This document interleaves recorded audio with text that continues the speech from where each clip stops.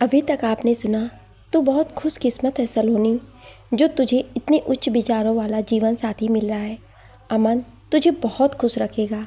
सलोनी sir झुकाए नाश्ता करती सोच में डूब गई थी। आज अमन की बातों से उसके दिल में बनी नफरत की दीवार में एक हल्की सी दरार पड़ गई थी। अब आगे अमन अपने घर आया था। सुनीता जी लाउंज में बैठी सब्जी काट रही थी और राघव अखबार पढ़ रहा था। वो उनके पास फर्श पर जा बैठा था। माँ, क्या आपको मुझसे ये उम्मीद है कि मैं यदि कुछ बड़ा फैसला लूँगा तो सही लूँगा? सुनीता जी चौंक कर उसके चेहरे को देखने लगी थी। नेहा राघव से कुछ पूछने आई थी। वो भी रुक कर अमन को देखने लगी थी। अरे अमन, आज तुम ऐसी बहकी बहकी बातें क्यों कर रहे हो? राघव हैरान होकर खुद को बोलने से रोक नहीं पाया था, पर अमन बस अपनी माँ की आंखों में देखे जा रहा था। देख बेटा, तू जो करता है उस पर मुझे गर्व होता है। आज तुम्हारे नाम की वजह से शहर में हम सबकी एक अलग पहचान है। मैं तेरी हर मर्जी में तेरे साथ हूँ।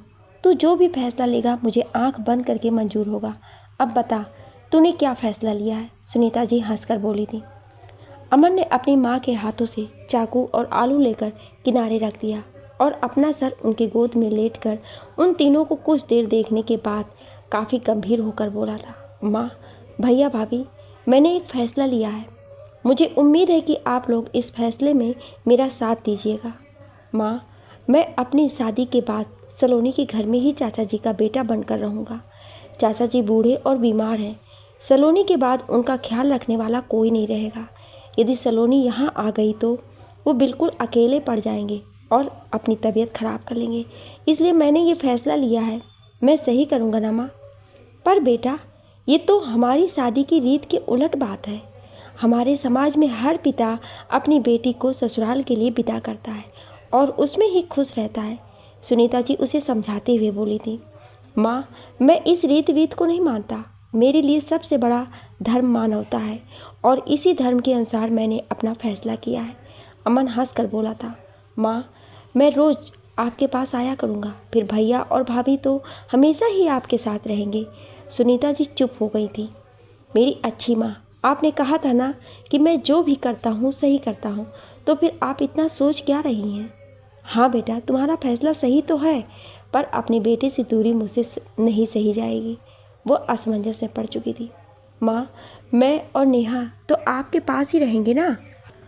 और फिर अमन सलोनी हर रोज़ यहाँ आ जाया करेंगे। अब राघव बोल पड़ा था। वो अपने भाई के इस फैसले को बिल्कुल सही समझता था। सुनीता जी अपनी नज़रें उठाकर अपने दोनों बेटों को देखने लगी थी। कितनी आसानी से वो दोनों एक मत हो गए थे, पर एक माँ के लिए अपने बेटे की दूरी सहना किसी असहनीय जख्म की तरह था। राघव और अमन को ऑफिस के लिए देर होने लगी थी। अब राघव उकताकर बोल पड़ा था। हो गया ना माँ, अब कितना सोचेंगी? अमन के इस फैसले से पापा जी भी अपने अकेलेपन से बच जाएंगे और अमन को सलोनी भी मिल जाएगी। मुझे लेट हो रहा है, मैं तैयार होने जाता हूँ। अमन, अब तू भी उठ जा, तुझे भी देर हो रही है। हंसकर बोलता हुआ वो नेहा के साथ अपने कमरे की तरफ बढ़ गया था। माँ, आप ज़्यादा मत सोचिए, मैं आपका ही बेटा रहूँगा और आपकी एक आवाज़ पर दौड़ा आ जाऊँगा। अमन मुस्कुराते हुए अपनी माँ से बोला और उठकर अपने कमरे की तरफ चल पड़ा था। सुनीता जी गहरी चिंता में डूब गई थी। अब अमन अक्सर सलोनी को फ़ोन और मैसेज करने लगा था। उसके मैसेज का जवाब तो वो देती नहीं थी, पर फ़ोन उठाकर बस हूँ हाँ में जवाब दे दिया करती थी। अमन इतने में ही बहुत खुश था और सोचने लगता था, तुम धीरे से ही सही, मगर मेरी बातें तो सुन रही हो ना सलोनी? और फिर गुनगुनाने लगता, धीरे धीरे से मेरी ज़िंदगी में आना, धीरे धीरे से दिल को चुराना। तुमसे प्यार हमें है कितना जाने जहाँ, तुमसे मिलकर तुमको है बताना। पर बीतते समय के साथ अमन सलोनी के अनजान बन जाने वाले व्यवहार से बहुत परेशान होने लगा था। वो जब भी उसके घर जाता तो सलोनी चाय नाश्ता देने के बाद अपने कमरे से बाहर ही नहीं आती थी। अमन निर्मल जी के साथ बातचीत करके मायूस होकर लौट आया करता था। वो फ़ोन पर भी बात करती तो लगता कि उस पर कोई एहसान कर रही हो। अब अमन सलोनी की इस आदत से बहुत चिढ़ने लगा था। एक दिन वो कुछ फैसला लेकर सलोनी से मिलने कॉलेज पहुंच गया था। आज कॉलेज से वापसी में सलोनी बस स्टैंड पर अकेले खड़ी थी। निर्मल जी की बोर्ड मीटिंग थी तो वो कॉलेज में ही रुक गए थे। अमन अपनी जीप सलोनी के सामने रोककर उसे देखने लगा था। सफ़ेद और नीली कुर्ती सलवार में वो बेहद खूबसूरत लग रही थी। सलोनी के रूप से अमन की नज़रें चुंधियाने लगी थी, पर वो खुद में गुम चुपचाप खड़ी थी। अमन मुस्कुराते हुए अपनी दूसरी तरफ का गेट खोलता सलोनी से बोला था, सलोनी जीप में आकर बैठो। सलोनी अचानक उसे अपने सामने पाकर चौंक कर देखने लगी थी, पर तुरंत ही वो नॉर्मल हो गई और उसकी बात को अनसुना कर ऑटो को रोकने लगी थी। सलोनी, तुम जीप में बैठोगी कि मैं सबके सामने तुम्हें खींच कर अंदर ले आऊँ? उसकी इस हरकत से अमन गुस्से में आ गया था। मुझे आपके साथ नहीं जाना, मैं ऑटो पकड़ लूँगी, आप जाइए यहाँ से। लगता है तुम ऐसे नहीं मानोगी। अब टेढ़ी पूँछ हो तो सीधी तरह से मानने से रही। बोलता हुआ वो अपनी तरफ का दरवाज़ा खोलकर नीचे उतरने लगा था, पर सलोनी घबरा कर जल्दी से गाड़ी में बैठ गई थी। ये देखकर अमन फिर से मुस्कुरा दिया था। आपका यही ज़बरदस्ती करने का तरीका बहुत गलत है। अपनी इस आदत से आप मुझे जहर की तरह लगने लगते हैं। वो गुस्से से भड़क गई थी, पर अमन उसे प्यार से निहारता मुस्कुराता रहा था। अब मैं बैठ गई ना, आपकी इच्छा पूरी हो गई, अब नीचे उतरना है मुझे। वो बोलकर बाहर जाने को लपकी ही थी, पर अमन अपनी जीप स्टार्ट कर चुका था। गाड़ी चलती देखकर सलोनी चिल्लाकर बोली थी, आपको सुनाई नहीं पड़ता? मैं बोलती हूँ गाड़ी रोकिए। पर अमन बिना कुछ बोले जीप बढ़ाता रहा था। कुछ देर बाद उसने एक रेस्तरां के आगे गाड़ी रोक दी थी। फिर नीचे आकर सलोनी की तरफ का दरवाज़ा खोलते हुए उसे बाहर आने को बोला था। नहीं उतरना मुझे, आप मुझे घर छोड़ दीजिए प्लीज़। सलोनी बाहर निकलो ना, देखो लोग हमें देख रहे हैं। उसे शर्म आने लगी थी। अभी वो अपनी वर्दी में था तो उस पर आम लोगों की नज़र पड़नी जायज़ ही थी। मैंने कहा ना मैं बाहर नहीं निकलूँगी, आप मुझे घर ले चलिए, सलोनी बेहद ही उद्दंडता से बोली थी। ठीक है, तुम्हें घर जाना है ना? गुस्से से बोलता हुआ अमन अपनी तरफ की सीट पर आकर स्टीयरिंग संभाल चुका था। इतने दिन मैंने तुम्हारी इस बदतमीजी को बहुत बर्दाश्त किया सलोनी, पर अब नहीं। आज तुम घर तो ज़रूर जाओगी, पर सलोनी बनकर नहीं। अब तुम मिसेस सलोनी अमन सिंह बनकर अपने घर जाओगी। मुझे तुम्हारे पापा और अपनी माँ दोनों की सहमति मिली हुई है। मैं आज और अभी तुमसे मंदिर में शादी करूँगा और देखता हूँ तुम मुझे कैसे रोकती हो। कहते हुए वो गाड़ी मंदिर की ओर घुमा दिया था। नहीं नहीं अमन जी, आप ऐसा नहीं करेंगे। एंड अभी पापा को फ़ोन करती हूँ। वो डर कर अपना मोबाइल पर्स से निकालने लगी थी, पर अमन ने उसके हाथों से पर्स ही छीनकर पीछे वाली सीट पर फेंक दिया था। अब अमन अपना फ़ोन पॉकेट से निकाल कर नेहा को फ़ोन लगाने लगा था। भाभी, मैं आपकी इस नक्सड़ी और घमंडी बहन से अभी शादी करने जा रहा हूँ। आप सबको लेकर पुराने शिव पार्वती मंदिर में हम दोनों को आशीर्वाद देने आ जाइए। बोलकर उसने फ़ोन काट दिया था। नेहा फ़ोन पर अमन अमन चिल्लाती रह गई थी। सलोनी उसकी इस हरकत से बेहद डर गई थी। उसे अपने पापा की इज्जत का ख्याल आने लगा था। उसके इस तरह शादी करने से लोग अलग अलग तरह की बातें करते, जिन्हें फेस करना बहुत मुश्किल हो जाता। वो अपना चेहरा हथेलियों में भरकर रोने लगी थी। उसे कुछ समझ नहीं आ रहा था। सलोनी, अब रोना बंद करो और मेरा सामना करने की हिम्मत लाओ अपने अंदर। मुझसे दूर भागना था ना तुम्हें मेरा प्यार ज़बरदस्ती लगता है ना? अब देखता हूँ कि मेरी वाइफ बनकर तुम मेरी कौन सी ज़बरदस्ती रोक पाती हो। आप ऐसा क्यों बोल रहे हैं अमन जी? मैंने आपसे शादी के लिए हाँ कहा है ना। मैं आपसे ही शादी करूँगी, पर ऐसे नहीं, हम ऐसे शादी नहीं कर सकते हैं। हमारे अपने लोग, सारा समाज क्या कहेगा? प्लीज़ ऐसा मत कीजिए अमन जी, मेरे पापा की क्या इज्जत रह जाएगी। हम अभी घर चलते हैं, वहाँ शांति से बैठकर सारी बात करेंगे। और वो स्टीयरिंग पकड़कर उसे रोकने लगी थी। तभी सामने से आती हुई ट्रक देखकर अमन सलोनी को समझाना चाहता था कि स्टीयरिंग छोड़ दे, पर तब तक ट्रक उनकी अनियंत्रित जीप को जोरदार टक्कर मारकर निकल गई थी। अमन का स्टीयरिंग पर से हाथ फिसल गया। उसकी जीप बहुत तेज़ी से सड़क पर दूर तक घिसटने लगी थी। कुछ ही पल बाद सड़क किनारे एक मोटे पेड़ से उनकी जीप टकराने वाली थी। ये देखकर अमन ने बड़ी मुश्किल से सलोनी को जीप से धक्का देकर बाहर गिरा दिया था। जीप जोरदार आवाज़ के साथ पेड़ से जा टकराई थी। पेड़ से टकराते ही अमन भी सीट से उछलकर दूर जा गिरा था। इस टक्कर से जीप का पेट्रोल टैंक फट गया था। कुछ ही क्षणों में उसमें ब्लास्ट होकर आग लगने वाला था। अमन, सलोनी जोर से चीखती बदहवास होकर उसके पास दौड़ी थी। उसके खुद के हाथों से तेज़ी से खून निकल रहा था, जिससे बेखबर वो दौड़ती हुई उनके पास पहुंची थी। अमन को बड़ी मुश्किल से खींचकर वो पेड़ से दूर ले आई थी। उसका सर अपनी गोद में रखकर सलोनी ज़ोर ज़ोर से रोने लगी थी। अमन जी, उठिए ना, अपनी आंखें खोलिए, देखिए मैं आपके पास हूँ। अमन जी, आप मेरी बात क्यों नहीं सुन रहे हैं? अमन का सर फूट गया था, जहाँ से खून तेजी से बहने लगा था। वो गहरी बेहोशी में डूबा जा रहा था, पर सलोनी की रोती आवाज़ सुनकर बड़ी मुश्किल से अपनी आंखें खोल पाया था। सलोनी, तुम मेरी हो, सिर्फ मेरी। मैं तुमसे बहुत प्यार करता हूँ और मैं भी तुमसे ही शादी करूँगा। दर्द से मुस्कुराते हुए बोलता हुआ वो अपनी आंखें बंद कर चुका था। हाँ अमन जी, मैं भी आपसे प्यार करती हूँ। अमन सुन रहे हैं ना? मुझे भी आपसे प्यार है। मैं आपसे बहुत प्यार करती हूँ। मैं आपसे ही शादी करूँगी। प्लीज़ अपनी आंखें खोलिए। मुझे डर लग रहा है अमन जी। प्लीज़ मुझे इस तरह छोड़कर कहीं मत जाइए। वो फूट फूट कर रोते हुए, उसका चेहरा अपनी हथेलियों में भर चुकी थी। उसके बहते खून को सलोनी अपने दुपट्टे से साफ करने लगी थी। वहाँ आसपास से गुजरने वाली गाड़ियों के लोग अब रुककर इकट्ठा होने लगे थे। सलोनी रोती सबसे प्रार्थना करने लगी थी, प्लीज़ प्लीज़ आप लोग मेरी मदद कीजिए। आप किसी एम्बुलेंस को फ़ोन कीजिए। इन्हें बहुत चोट आई है, इनको हॉस्पिटल ले जाना है। उसी समय एम्बुलेंस और पुलिस दोनों आ गई थी। शायद किसी ने पहले ही फ़ोन कर दिया था। वहाँ पर आया इंस्पेक्टर सुमित अमन को देखकर चौंक पड़ा था। वो उनके पुलिस डिपार्टमेंट का सबसे इंटेलिजेंट और ईमानदार ऑफिसर था। उसने खुद से उन दोनों को एम्बुलेंस में बैठाकर तेज़ी से हॉस्पिटल की तरफ रवाना किया था और अपने जूनियर्स और कुछ सिपाही को वहाँ की तफ्तीश करने को बोलकर खुद भी एम्बुलेंस के पीछे चल पड़ा था। उधर नेहा ने सुनीता जी को अमन के फ़ोन की बात बताने के बाद अपने पापा और राघव को भी फ़ोन कर दिया था। राघव तुरंत ही ऑफिस से घर भाग आया और सबको लेकर पुराने शिव मंदिर की तरफ चल पड़ा था। मंदिर से थोड़ा पीछे पुलिस बैरिकेडिंग देखकर सुनीता जी का कलेजा धड़क उठा था। सर, कुछ बात है क्या? आपने आगे रास्ता बंद कर रखा है? राघव गाड़ी रोककर खिड़की से ही वहाँ बैठे एक सिपाही से पूछ बैठा था। हाँ, आगे एक्सीडेंट के कारण रास्ता बंद किया गया है। आप गाड़ी बैक करके पीछे वाले रास्ते से चले जाइए। वो कोई नया सिपाही था जो अभी अमन को ठीक से नहीं पहचानता था, इसलिए उसने जो देखा था वही राघव को बता रहा था। सर, जिनका एक्सीडेंट हुआ है वो लोग कौन थे? क्या आप उनके बारे में कुछ जानते हैं? राघव बेचैन होने लगा था। एक काली जीप में दो लड़का लड़की यहाँ से गुजर रहे थे, जिन्हें ट्रक ने बीच सड़क पर ठोकर मार दिया। लड़की को भी बहुत चोट आई है, पर लड़का बुरी तरह घायल है।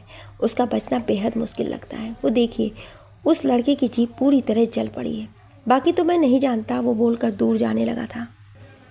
राघव का मन बेचैन होने लगा था। वो ना जाने क्या सोचकर अपनी गाड़ी से नीचे उतर पड़ा था। उसने अपने फ़ोन में सलोनी और अमन की तस्वीर दिखाकर उस सिपाही से पूछा जो बैठा था, सर, क्या आपने इन दोनों की गाड़ी को यहाँ से गुजरते हुए देखा है? अरे, ये दोनों तो वही हैं जिनका एक्सीडेंट हुआ है, वो ज़ोर से उछलता बोला था। क्या? उन्हें कहाँ ले जाया गया है? बताइए ना सर। राघव की आंखों से आंसू निकलने लगा था। ये मेरा भाई और उसकी होने वाली पत्नी है। आप यहाँ से बाएं लेकर निकल जाइए। 2-3 किलोमीटर की दूरी के बाद हॉस्पिटल आएगा, वहीं इन दोनों को ले जाया गया है। उसने अफसोस से बताया तो राघव जल्दी से गाड़ी की तरफ भागा था। उसने बहुत तेज़ी से गाड़ी का स्टीयरिंग घुमाया था। सुनीता जी, निर्मल जी और नेहा भी सिपाही की कुछ बात सुन चुकी थी। अब वो सब उन दोनों के बारे में सोचकर रोने लगे थे। क्या हुआ है मेरे अमन को? बताना राघव, मेरा दिल बैठा जा रहा है। सुनीता जी रोते हुए बोली थी। कुछ नहीं माँ, उनका बस छोटा सा एक्सीडेंट हो गया है। आप घबराओ मत, वो दोनों ठीक है। वो तेज़ी से गाड़ी चलाते हुए उन्हें दिलासा देते हुए बोला था। भगवान, मेरे भाई और सलोनी को कुछ मत होने देना। अभी तो उनके सपनों की शुरुआत भी नहीं हुई है। मन में रोते हुए राघव सोचने लगा था। उसे अमन की जली हुई जीप देखकर उन दोनों के साथ हुए भयानक हादसे का आभास होने लगा था। वो लोग जब हॉस्पिटल पहुंचे थे तो सलोनी कॉरिडोर में बैठी आंसू बहा रही थी। उसके हाथों और माथे पर बैंडेज बंधा था। सलोनी, तू ठीक तो है ना? नेहा दौड़ती हुई पास गई थी। उसने सलोनी को अपनी बाहों में भर लिया था। दीदी, वो अमन जी को बहुत चोट लगी है। उसका ऑपरेशन चल रहा है। वो ठीक हो जाएंगे ना दीदी? वो बिलख पड़ी थी। उसकी ये हालत मेरी वजह से हुई है दीदी। मैंने उन्हें बहुत परेशान किया। आज वो मेरे कारण हॉस्पिटल में एडमिट थे। वो तो मुझसे प्यार चाहते थे, पर मैं उन्हें हमेशा सताती रहती थी। दीदी दीदी, वो कब होश में आएंगे? मुझे उनसे माफ़ी मांगनी है। उन्हें बताना है कि मैं भी उनसे बहुत प्यार करती हूँ। वो अपने होश में नहीं थी। राघव को उस पर बहुत तरस आया था, पर उसे अपने भाई की भी बहुत चिंता हो रही थी। सलोनी, कुछ नहीं होगा अमन को, वो जल्दी ही ठीक होकर तुम्हारे सामने आ जाएगा। तुम पहले चुप हो जाओ, तुमको भी चोट लगी है ना, अब बिल्कुल शांत रहो। राघव ने उसका सर सहलाते हुए समझाया था। फिर उसे अमन के ऑपरेशन की फ़ीस की बात याद आई थी। वो सलोनी से पूछ बैठा था, सलोनी, अमन के ऑपरेशन का फ़ीस किसने जमा किया है? हॉस्पिटल के ज़रूरी पेपर्स पर सिग्नेचर तुमने की है? नहीं जीजा जी, एम्बुलेंस के साथ ही एक इंस्पेक्टर आए थे, वो अमन जी के डिपार्टमेंट के साथ ही थे। उन्होंने ही सारे पेपर्स और फॉर्मेलिटी पूरी की है। वो कुछ देर बाद वापस आएंगे। अपना रोना रोक कर सलोनी बोली और फिर रोने लगी थी। जीजा जी, वो ठीक हो जाएंगे ना? उसके बदले भगवान मुझे मार देता तो मुझे कोई दुख नहीं होता। ना जाने मैं उनको अपना मुंह कैसे दिखाऊंगी। बोलती हुई वो फूट फूट कर रोने लगी थी। हाँ, तेरे ही कारण मेरा बेटा आज इस हाल में है। तेरे ही कारण वो मुझे छोड़कर तुम्हारे घर बसना चाहता था। मैंने तो उसकी शादी तय ही कर दी थी तेरे साथ। फिर क्या बात हुई कि आज उसने शादी का फैसला किया और अपना एक्सीडेंट कर बैठा। ना जाने तूने कौन सा काला जादू कर दिया है उस पर कि मेरा बेटा आज मौत के दरवाजे पर जा पहुंचा है। सुनीता जी गुस्से से लाल होते हुए सलोनी से बोली थी। माँ जी, ये क्या कह रही हैं आप? अमन सलोनी से प्यार करता है। ये एक्सीडेंट तो एक दुर्घटनावश हुई है। देवर जी ठीक हो जाएंगे, नेहा दुखी से बोली थी। अपनी बहन पर लगे आरोप से वो शर्मिंदा होने लगी थी। हाँ हाँ, तू भी मुझे ही समझा। अपने इस नाटकबाज बहन को कुछ मत कहे। अरे किसी को क्यों दोष दूँ? सारी गलती मेरी है। मैंने इस लड़की के साथ अपने अमन का बड़े अरमानों से रिश्ता जोड़ा था, पर मुझे कहाँ पता था कि ऐसी अपशकुनी है। सुनीता जी रो रो कर बोलती हुई एक कुर्सी पर ढह गई थी। उन्हें आज सलोनी और अमन के रिश्ते की बात तय करने का बेहद अफसोस हो रहा था। माँ, आप ये क्या अंट संट बोल रही हैं? राघव ने अपने ससुर का उतरा हुआ चेहरा देखकर उन्हें समझाया था। ऐसा मत बोलिए माँ, ये होनी थी इसलिए हो गया। आप देखिए तो सलोनी कितनी दुखी है। अमन और सलोनी दोनों हमारे अपने हैं, हमें इन दोनों को संभालना है। आप ऐसी बहकी बहकी बातें करके सबका दिल मत दुखाइए। बहन जी, आप ऐसा मत बोलिए। इसमें सलोनी और अमन बेटे की कोई गलती नहीं थी। ये एक्सीडेंट तो दुर्भाग्य से हो गया, वरना दोनों तो खुशी खुशी शादी करने जा रहे थे। आप कृपया शांत हो जाइए, अमन जल्दी ही ठीक हो जाएगा। निर्मल जी गहरे दुख से भरकर सुनीता जी से बोले थे। वो मुंह फेरे रोती रही थी। फिर वो अपनी बेटी को संभालने लगे थे। सलोनी, चुप हो जाओ, अमन ठीक हो जाएगा, उसे कुछ नहीं होगा। पापा, माँ ठीक बोल रही है। उनकी इस हालत की जिम्मेदार मैं हूँ। अगर मैं उनके साथ लंच करने बैठ जाती तो वो गुस्से में नहीं आते और ना ही गुस्से में आज शादी करने का फैसला लेती। वो रोते हुए निर्मल जी से लिपट गई थी। चुप हो जा मेरी बच्ची, भगवान ऊपर बैठा है ना, वो सब ठीक कर देंगे। तेरे अमन को कुछ नहीं होगा, वो पूरी तरह स्वस्थ होकर तुम्हारे सामने आएगा। वो भी भरे गले से बोले थे। नेहा वहीं बैठी आंसू बहाने लगी थी। सुनीता जी का हाल बहुत बुरा हो गया था। ऑपरेशन थिएटर का गेट अभी भी बंद था। उन्हें हर बीतते पल के साथ अपनी धड़कनें रुकती महसूस होने लगी थी। वो रोते हुए बड़बड़ा भी रही थी। ना जाने मैंने क्या सोचकर इस लड़की का रिश्ता अपने बेटे के साथ जोड़ा था। हे भगवान, मेरे अमन को कुछ मत करना, उसके बदले मुझे मार दे, पर उसे ठीक कर दे। कुछ देर बाद ओटी का गेट खुला था। वो सारे लोग उठकर उधर बढ़ने लगे थे। डॉक्टर, मेरा भाई कैसा है अब? वो ठीक तो है ना? मैंने ऑपरेशन कर दिया है और ऑपरेशन सक्सेस भी हुआ है, पर इनका एक्सीडेंट बहुत भयानक था। मरीज का बच जाना बहुत बड़ा चमत्कार है, पर उसे बहुत चोट आई है। अगले 24 घंटे उसके लिए बेहद नाजुक समय है। सुबह उसे होश आ जाता है तो अच्छी बात है, वरना वो कोमा में भी जा सकता है। डॉक्टर चिंतित होकर बोले थे। उनकी बात सुनकर सब टेंशन में आ गए थे। सलोनी रोते हुए कुर्सी पर जा बैठी थी। आप लोग अपने ईश्वर से प्रार्थना कीजिए, अब सब कुछ वो ही कर सकते हैं। डॉक्टर सारी बात बताकर वहाँ से चले गए थे। तू जा यहाँ से, उसे तेरी ही नज़र लगी, ये तू यहाँ रही तो मेरा बेटा मर जाएगा। सुनीता जी ने झटके से सलोनी का हाथ पकड़ा और कॉरिडोर से बाहर खींचती हुई ले जाने लगी थी। माँ सुनिए तो, ये आप क्या कर रही हैं? राघव पीछे से लपका था। निर्मल जी और नेहा भी तेजी से भागे थे, पर वो उसे खींचते हुए अस्पताल के मेन गेट के पास ले जाकर रुकी थी। माँ, ये क्या तरीका है? सलोनी अमन की होने वाली पत्नी है, आप इसके साथ ऐसा नहीं कर सकती हैं। मैं बहुत कुछ कर सकती हूँ राघव। यहाँ मेरा बेटा इसकी वजह से जीवन और मौत के बीच झूल रहा है और तुझे रिश्तेदारी सूझ रही है। वो गुस्से से बिफर रही थी। भाई साहब, ले जाइए अपनी इस मनहूस बेटी को मेरे बेटे से दूर। आज मैं इससे सारा रिश्ता तोड़ती हूँ। आपकी बेटी का आज से मेरे बेटे से कोई रिश्ता नहीं है। मैं अपने बेटे पर आपकी इस मनहूस बेटी की छाया भी नहीं पड़ने देना चाहती हूँ। और खबरदार लड़की, जो तुमने कभी अमन के पास आने की कोशिश की। सलोनी बिलख रही थी। वो रोते हुए सुनीता जी के पैरों पर गिर पड़ी थी। माँ, ऐसा मत बोलिए। मुझे पूरा विश्वास है अमन जी ठीक हो जाएंगे। मैं यहीं रहकर उनके लिए प्रार्थना करूंगी। भगवान मेरी खुशियों को वापस कर देंगे। अपनी जुबान बंद कर लड़की। जब से तू मेरे अमन के जीवन में आई है, वो खुशियों के लिए तड़प ही रहा था, और आज तू उसे मौत के मुंह में धकेल कर उसकी खुशियाँ वापस करने की बात कर रही है। यहाँ से चली जा सलोनी, वरना मैं पुलिस को बुलाकर अपने बेटे के एक्सीडेंट करवाने के जुर्म में तुझे अरेस्ट करवा दूंगी। वो बेहद क्रूरता से बोली और अंदर जाने के लिए मुड़ गई थी। राघव बेहद शर्मिंदा होकर अपने ससुर जी से नजरें नहीं मिला पा रहा था। नेहा भी अपने पापा के सामने बहन के अपमान को देखकर गुस्से में आने लगी थी। निर्मल जी अपनी दोनों बेटियों का हाथ कसकर पकड़ लिए थे। बहन जी, हमारे जीवन में अक्सर दुर्घटनाएं होती रहती हैं। इसका मतलब ये नहीं होता है कि हम सबसे नाता तोड़ लें। मेरी बेटियां मेरे जीवन का सम्मान है। आपने मेरी निर्दोष बेटी की बहुत बेइज्जती कर ली, पर अब और नहीं। आपने अपनी तरफ से एक रिश्ता ख़त्म किया है, पर मैं अपनी दोनों बेटियों का आपसे हर नाता तोड़ता हूँ। अमन तो आज ना कल ठीक हो ही जाएगा, पर आपने जो इल्ज़ाम मेरी सलोनी के माथे पर लगाया है, वह मैं हमेशा याद रखूँगा। चल सलोनी, चल नेहा, तेरे पापा अभी जिंदा हैं जो तुझे सम्मान से अपने घर में रख सकते हैं। बोलकर वो दोनों को खींचते हुए बाहर चल पड़े थे, पर राघव ने निर्मल जी का पैर पकड़ लिया था। पापा जी, माँ तो अपनी बेटी की हालत के कारण अनाप शनाप बोल रही हैं, पर आप तो समझदारी से काम लीजिए।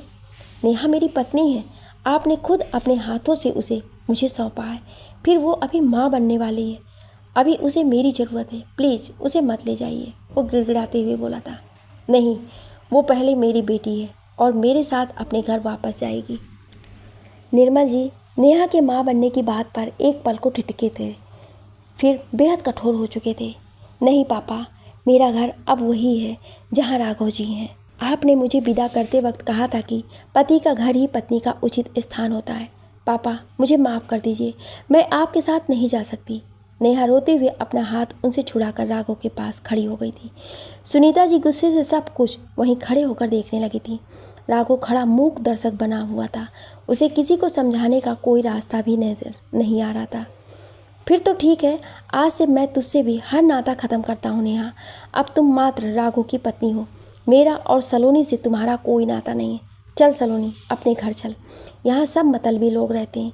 ये लोग किसी की सुंदरता देखकर पसंद करते हैं और बिना गलती के रिश्ता तोड़ देते हैं।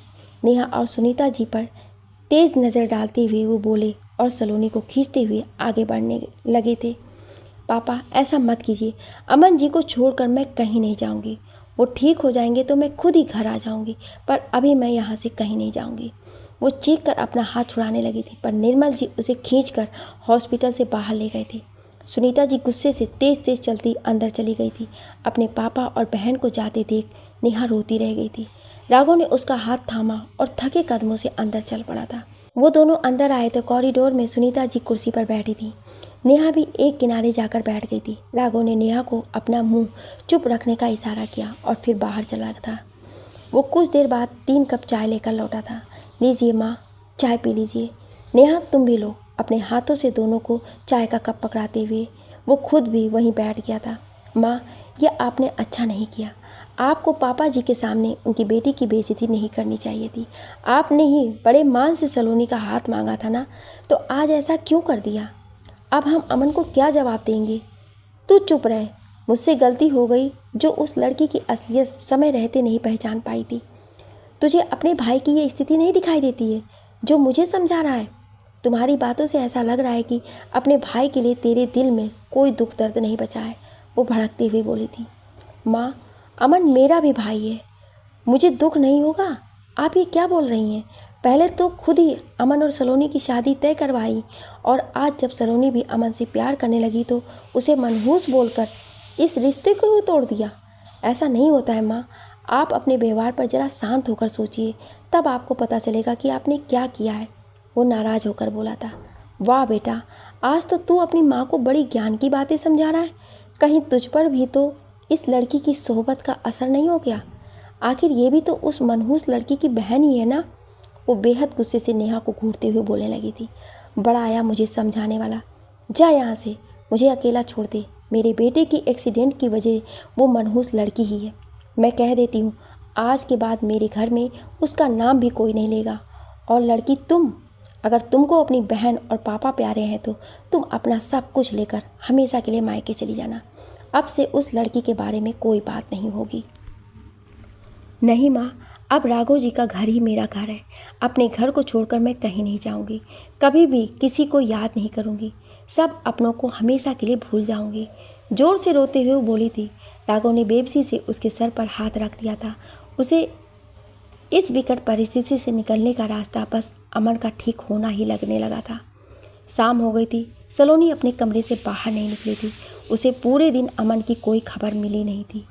वो बेहद बेचैन थी, पर उसका फ़ोन भी जीप के साथ जल चुका था। वो राघव या नेहा को फ़ोन करके अमन का हाल जानना चाहती थी, इसीलिए उठकर अपने पापा के पास आ गई थी।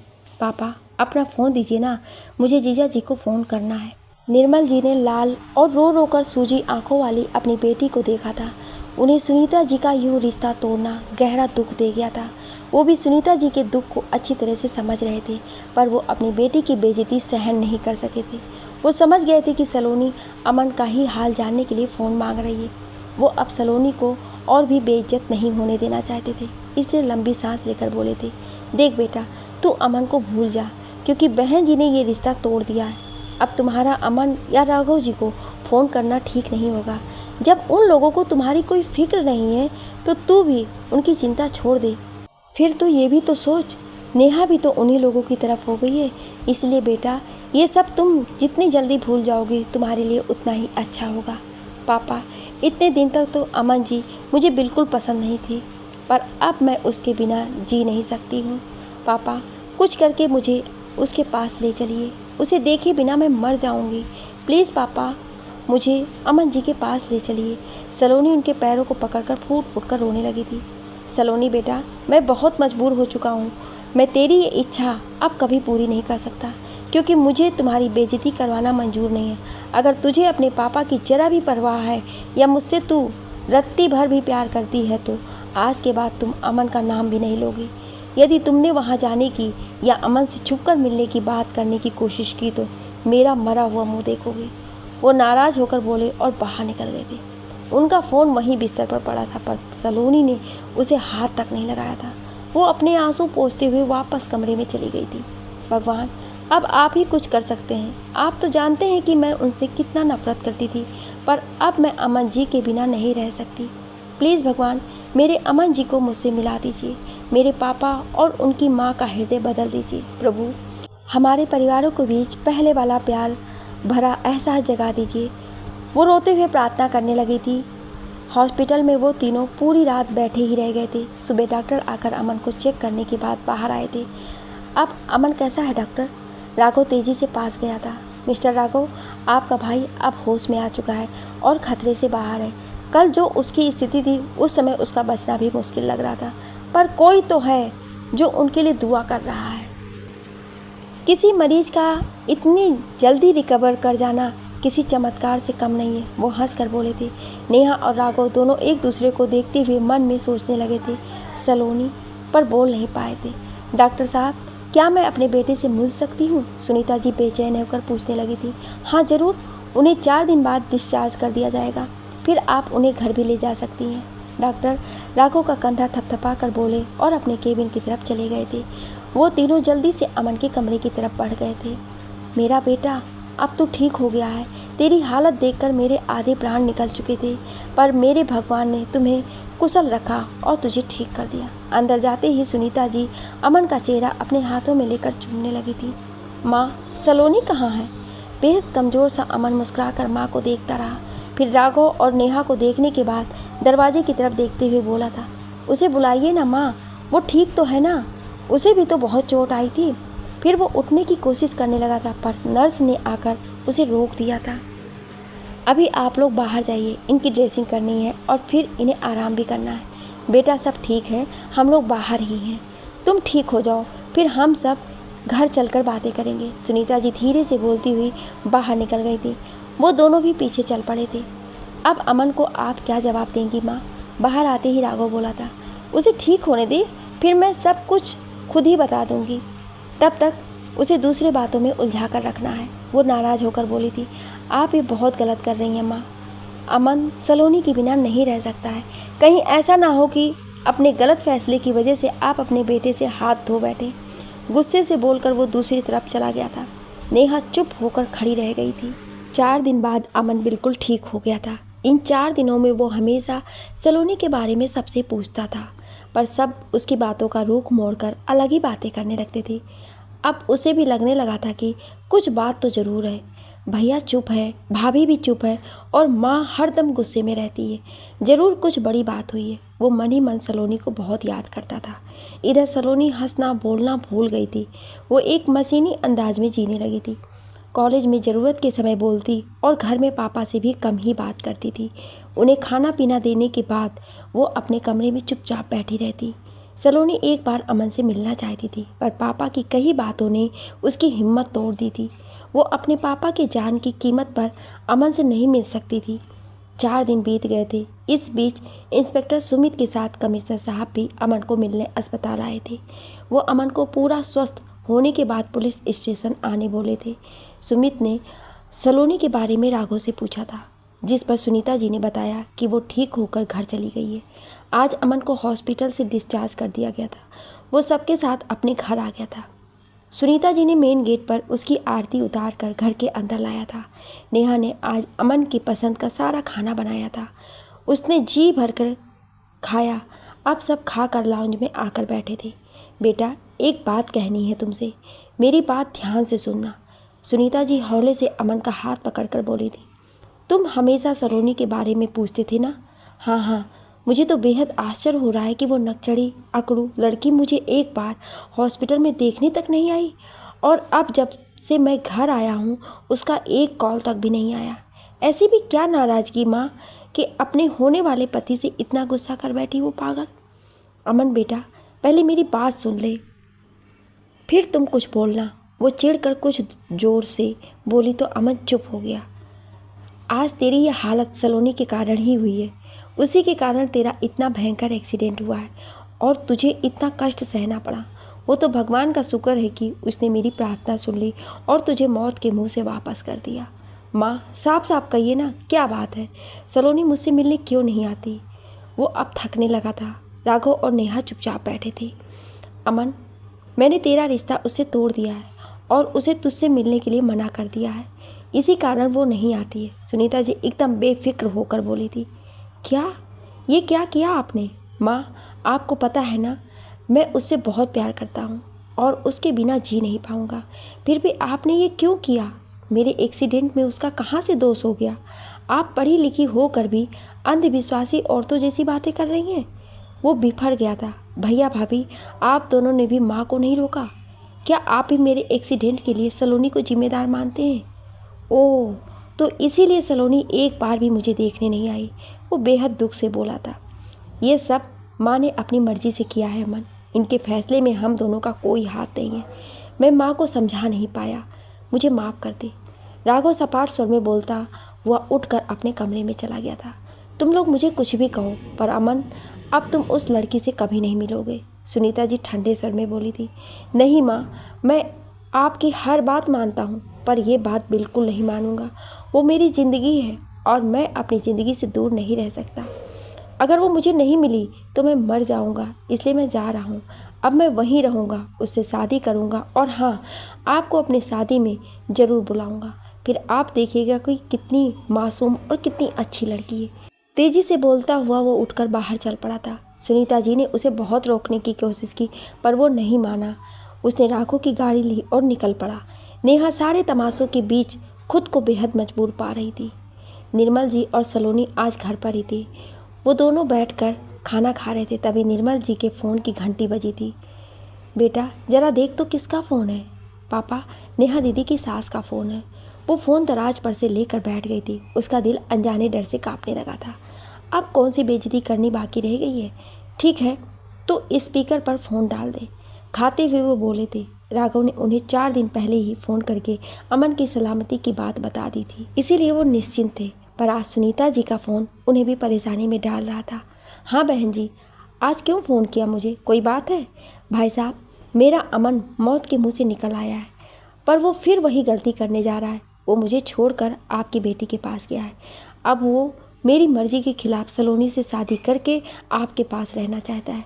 अगर आप दोनों बाप बेटी में थोड़ी सी भी शर्म बाकी हो तो उसे साफ इनकार करके वापस मेरे पास भेज दीजिएगा। सुनीता जी के गुस्से भरी आवाज़ आई थी।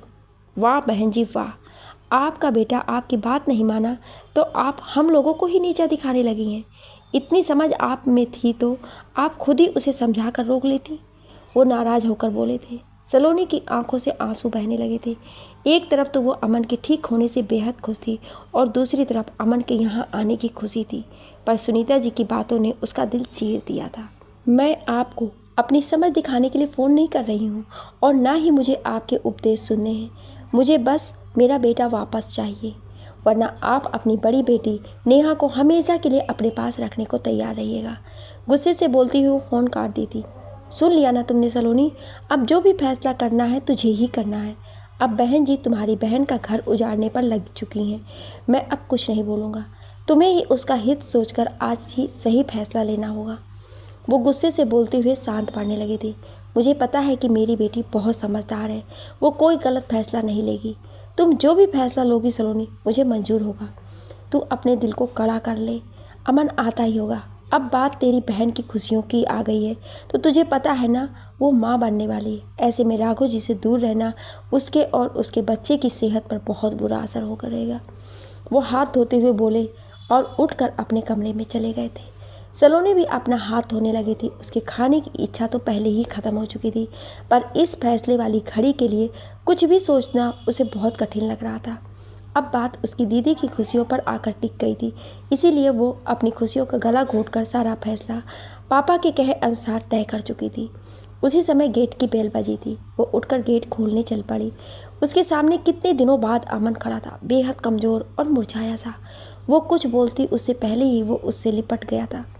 सलोनी लता की भांति उसके सीने से लग कर रह गई थी। अमन की सांसों के उतार चढ़ाव महसूस कर सलोनी का दिल रोने लगा था। काश कि हमेशा के लिए मेरे बन पाते। बेहद हसरत से वो मन में सोचती हुई उससे अलग हुई थी। आप यहाँ क्यों आए?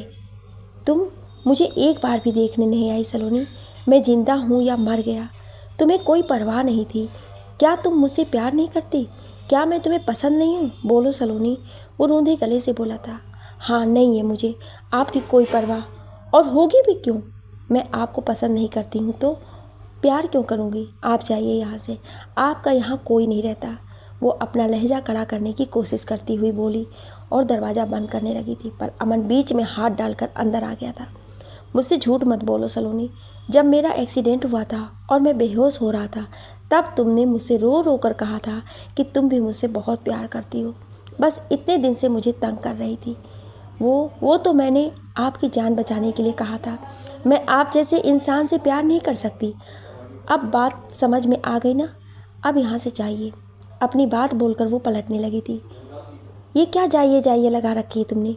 अमन ने गुस्से से सलोनी का हाथ पकड़कर खींच लिया था, जिससे सलोनी गिरने लगी थी, पर अमन ने उसे अपने बाजुओं में भर लिया था।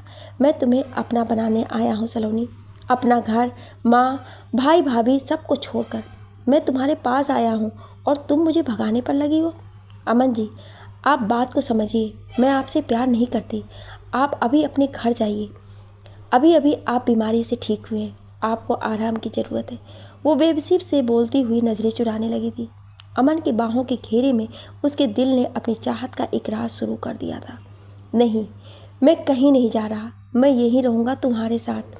बोलता हुआ वो उसे छोड़कर सोफे पर जा बैठा था। सलोनी अपनी नज़रें झुकाए हाथ मलने लगी थी। उसे समझ नहीं आ रहा था कि वो अमन को यहाँ से घर से कैसे वापस भेजे। निर्मल जी अंदर से सब कुछ सुन रहे थे। जब अमन अड़ गया तो उन्हें मजबूर होकर बाहर आना पड़ा था। बेटा, आप अपने घर वापस चले जाइए। चाचा जी, आप भी? आपको तो सलोनी को समझाना चाहिए था, पर आप भी गलत में इसका साथ दे रहे हैं। आप दोनों मेरे साथ ऐसा क्यों कर रहे हैं चाचा जी? मैं सलोनी को देखे बिना नहीं रह सकता। पिछले 4 दिन मैंने मर मर कर बिताया। अब मुझे मेरी खुशी से दूर मत कीजिए। वो रोते हुए उनके पैरों पर झुक गया था। देखिए बेटा, आप सच में बहुत अच्छे हैं। मेरी सलोनी को आपसे अच्छा लड़का नहीं मिल सकता है, पर आपकी माँ को मेरी बेटी मनहूस लगती है, जिसके कारण आपका एक्सीडेंट हो गया। ये रिश्ता उन्होंने ही तोड़ा है। इसलिए बेटा, आपके लिए अच्छा रहेगा आप सलोनी को भूलकर अपनी नई ज़िंदगी की शुरुआत कीजिए। वो कंधों से पकड़कर उसे उठाते हुए बोले थे। अब सच छुपाकर वो अमन को यहाँ से वापस नहीं भेज सकते थे।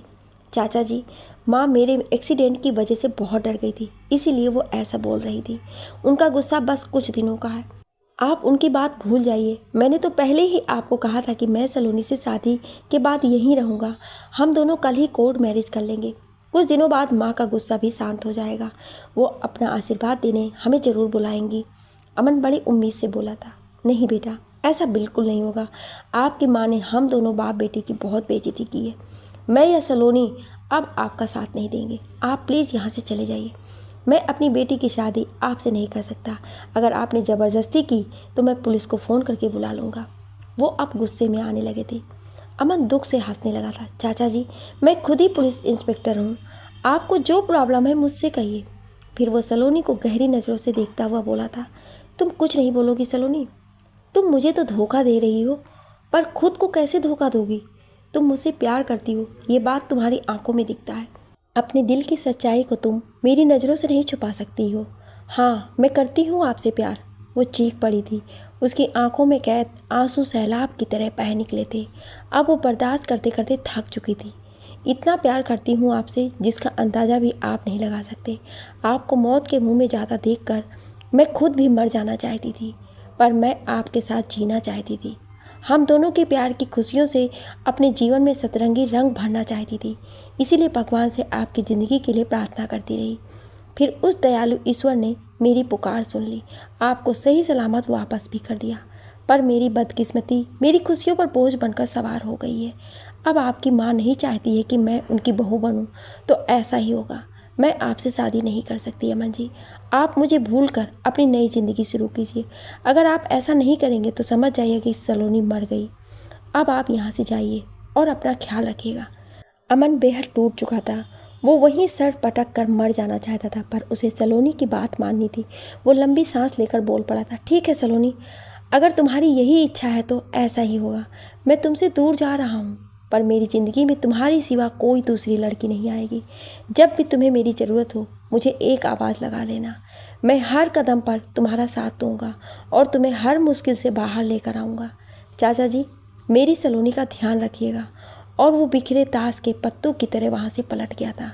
सलोनी फूट फूट कर रोती हुई वहीं बैठ गई थी। अमन पिछली यादों से बाहर आ गया था। वो अपने नर्स से उसकी तस्वीर निकाल कर देखने लगा था। सलोनी, तुम घबराना मत, तुम्हारा अमन तुम्हें ढूंढ निकालेगा। तुम एक बार मुझे मिल जाओ। अब मैं तुम्हें खुद से कभी भी दूर नहीं जाने दूंगा, और इस बार किसी की कोई कसम मेरा इरादा नहीं बदल पाएगी। तुम मेरी हो और मैं तुम्हें अपना बना कर रहूँगा।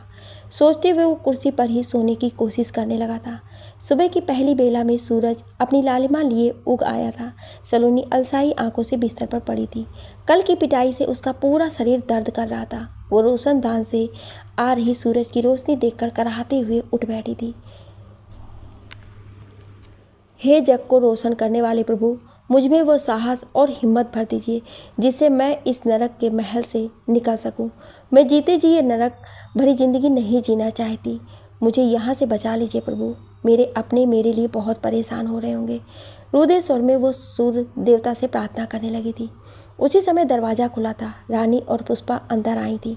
वो सलोनी के लिए चाय बिस्किट लेकर आई थी।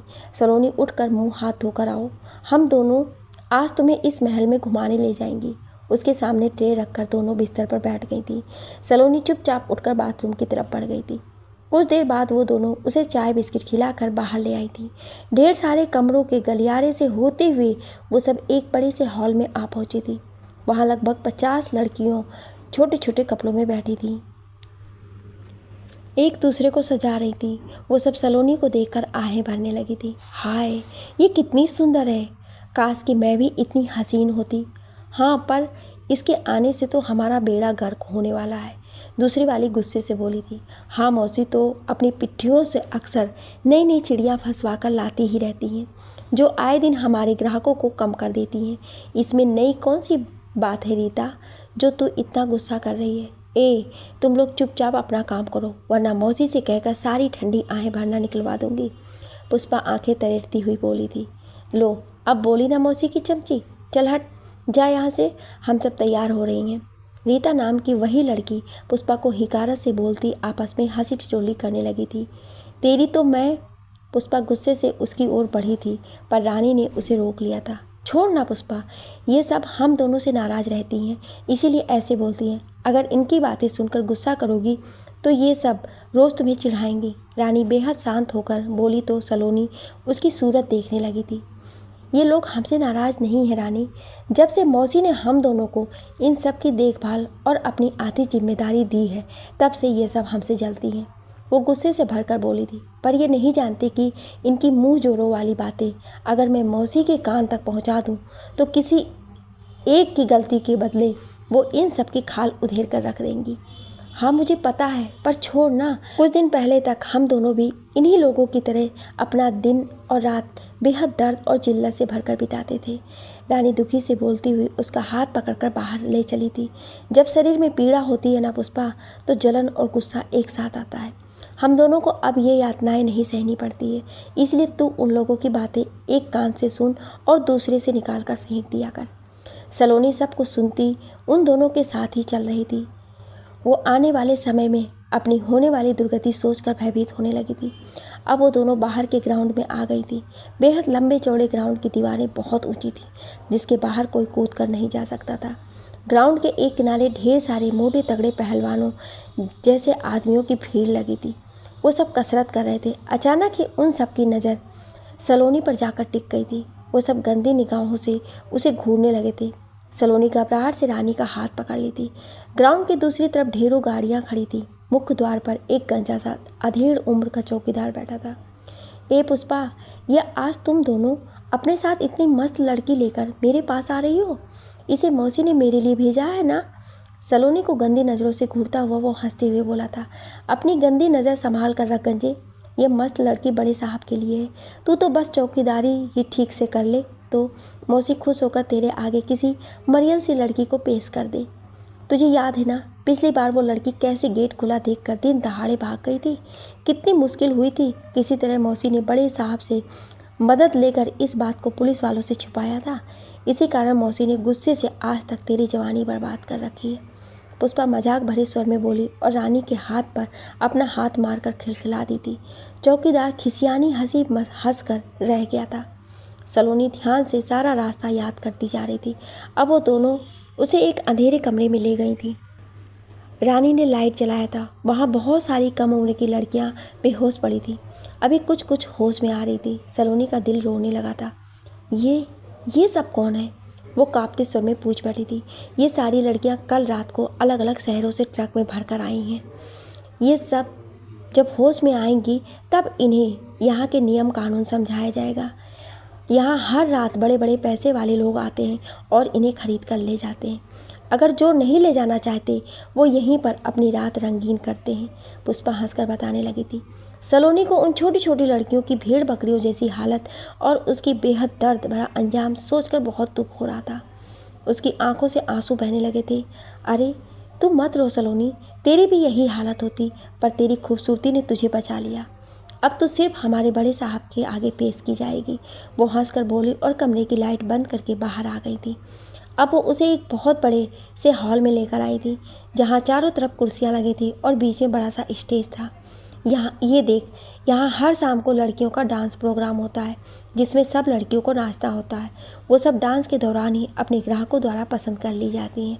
फिर वो दोनों उसे एक आलीशान कमरे में ले जाती हैं, जहाँ रमाबाई डबल बेड पर लेटी हुई थी और एक लड़की उनका पैर दबा रही थी। अरे आजा मेरी कुबेर का खजाना, अभी मैं तुझे ही याद कर रही थी। वो सलोनी को इशारे से अपनी ओर बुलाती है तो वो धीरे से चलकर बेड के पास पहुंची थी। रमाबाई ने उसका हाथ पकड़कर अपने पास बैठा लिया था। अरे तुम लोगों ने इसे कुछ खिलाया पिलाया कि नहीं? देख के तो इसके खूबसूरत चेहरे पर कोई चमक नहीं दिख रहा है।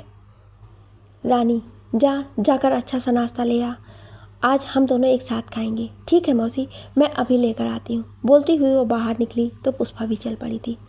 देख सलोनी, तेरा नाम तो बहुत अच्छा है, पर यहाँ पर कुछ अलग सा दिल को लुभाने वाला नाम चलता है, इसीलिए आज से तेरा नाम सल्लू रानी है।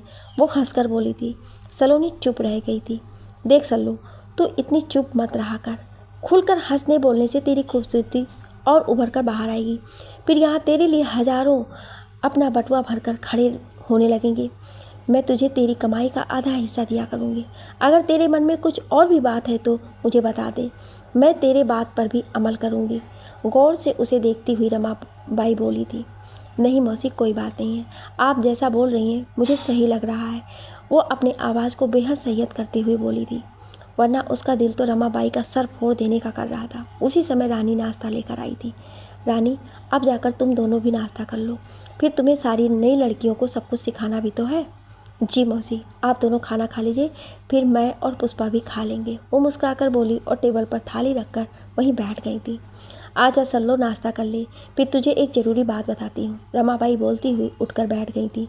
वो अपनी थाली खींचकर नाश्ता शुरू कर दी थी। सलोनी बेहद उत्सुक हो गई थी।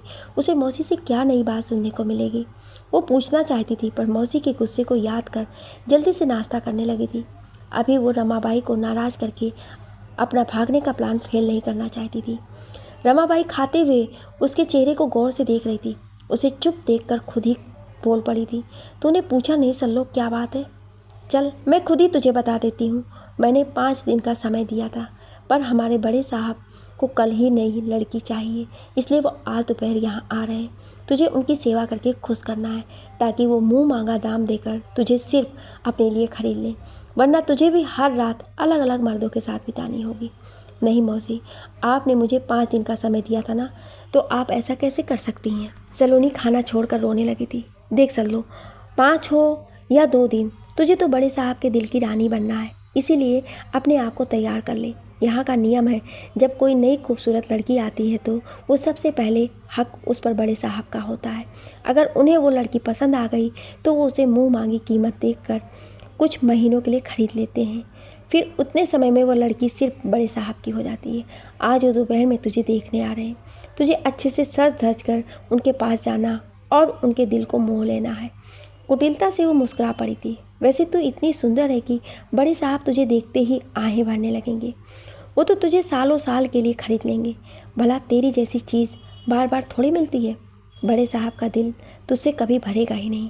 कहीं वो तुझे पूरी ज़िंदगी के लिए ना खरीद लें, फिर तो मेरा पैसों का भंडार एक बार में ही आधा से ज़्यादा भर जाएगा। उसका गाल सहलाते हुए बेहद धूर्तता से बोली थी। मौसी प्लीज़, आप मेरे साथ ऐसा मत कीजिए।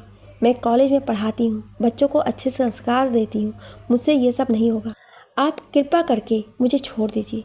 मैं यहाँ के बारे में किसी से कुछ नहीं कहूँगी। आपकी बहुत कृपा होगी मौसी, प्लीज़ मुझे जाने दीजिए, मैं आपके पैर पड़ती हूँ। उसने जल्दी से थाली में ही हाथ धोकर रमाबाई के पैर पकड़ लिए थे।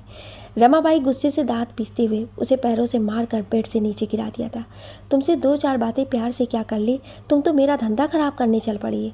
अब फिर से अपना कल वाला ड्रामा शुरू मत कर, वरना मार मार कर तेरी सारी अकड़ निकाल दूंगी। रानी, इस आफत की पुड़िया को यहाँ से ले जाओ। दोपहर में बड़े साहब आने वाले हैं। ये तो सुंदर है ही है, पर तुम इसका ऐसा श्रृंगार करना कि वो इसकी सूरत पर एक बार में ही मर मिटे और ज़िंदगी भर के लिए इसे खरीद लें।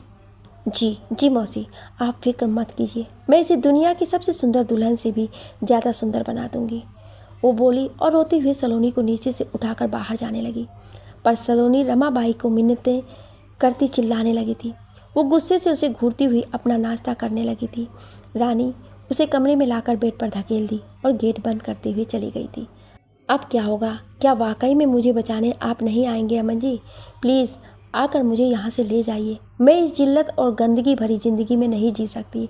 मेरे पास तो बस दोपहर तक का ही समय है। अब मैं क्या करूँगी? वो फूट फूट कर रोती हुई बेड पर गिर पड़ी थी। उसकी यादें पिछले दिनों में जाने लगी थी, जब अमन उसकी ज़िंदगी से जा चुका था। क्या आप इस कहानी का अगला भाग सुनना चाहते हैं? तो कमेंट में यस या नो ज़रूर लिखिएगा। Thank you.